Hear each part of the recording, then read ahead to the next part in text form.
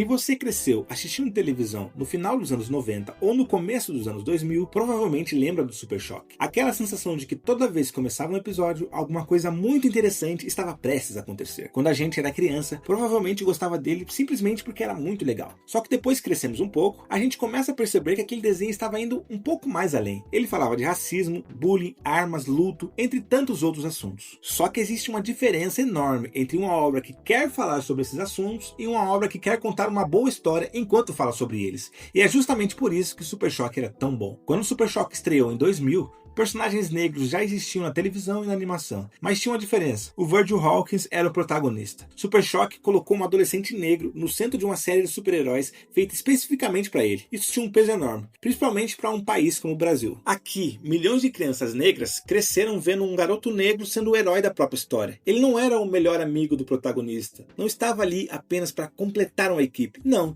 ele era o Super Choque. E o interessante é que o desenho nunca precisou transformar isso em uma palestra.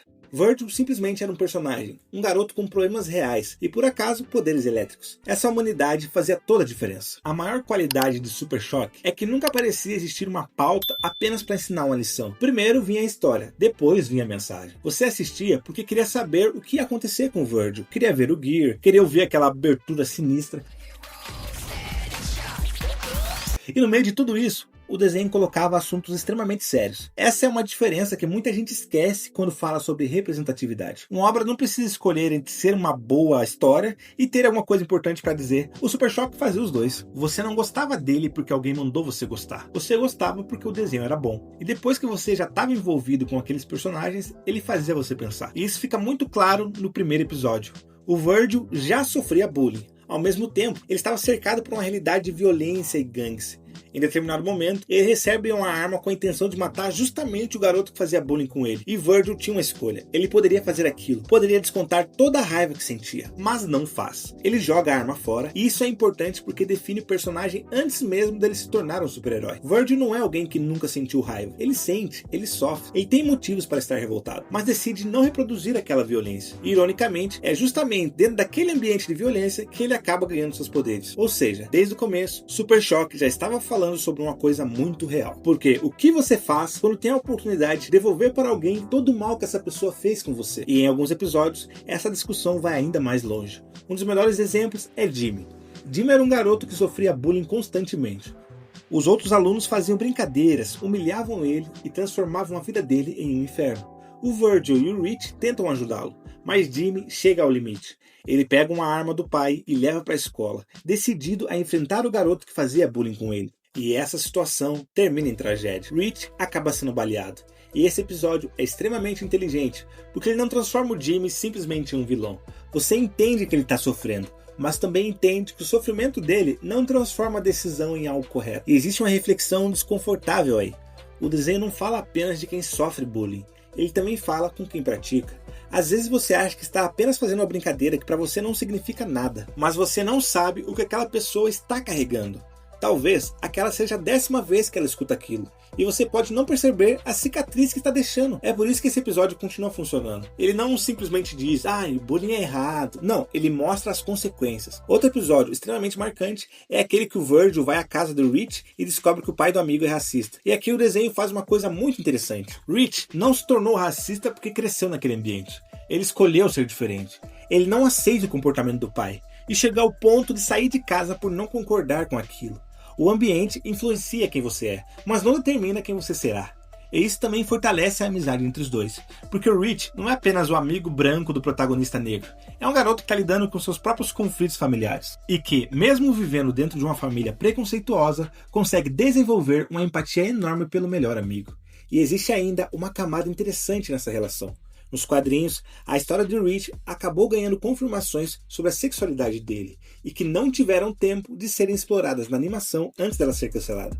Inclusive, tem um vídeo aqui no canal falando sobre essa história e sobre o que os criadores disseram a respeito. Se você quiser entender melhor esse lado do personagem, vale a pena conferir, porque isso adiciona outra camada de como o Rich entende o preconceito que o Virgil sofreu. Já que Rich mascara quem ele realmente é por medo do preconceito, ele entende o sofrimento do amigo.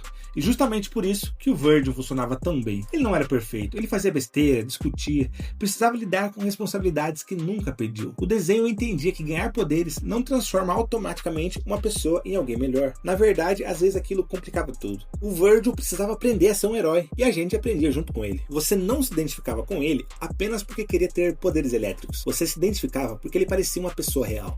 E o mesmo acontecia com o Reach. A amizade dos dois não parecia existir apenas porque o roteiro precisava de um ajudante para o protagonista. Eles realmente pareciam amigos. Zoavam um ao outro, brigavam, se ajudavam e estavam juntos nos momentos mais difíceis. Isso dava ao desenho uma humanidade que muitos outros não tinham. E por que Super Choque é tão amado no Brasil? Porque muitos dos problemas que apareciam naquele desenho não pareciam distantes. Bullying, todo mundo conhecia alguém que passava por isso. Violência urbana é uma realidade para milhões de nós. E o preconceito não precisa nem explicar. Armas, problemas com drogas, tudo isso fazia parte da nossa realidade. Então você assistia um desenho de super-herói e de repente o problema não era um alienígena tentando destruir a Terra. Era algo que você conseguia reconhecer. Era um garoto da escola, era a violência perto da casa, era o preconceito dentro de uma família. Super Choque falava com o público brasileiro porque muitas vezes parecia falar sobre a nossa realidade. Mas além de tudo isso, a gente pode acabar esquecendo que Super Choque era acima de tudo muito divertido.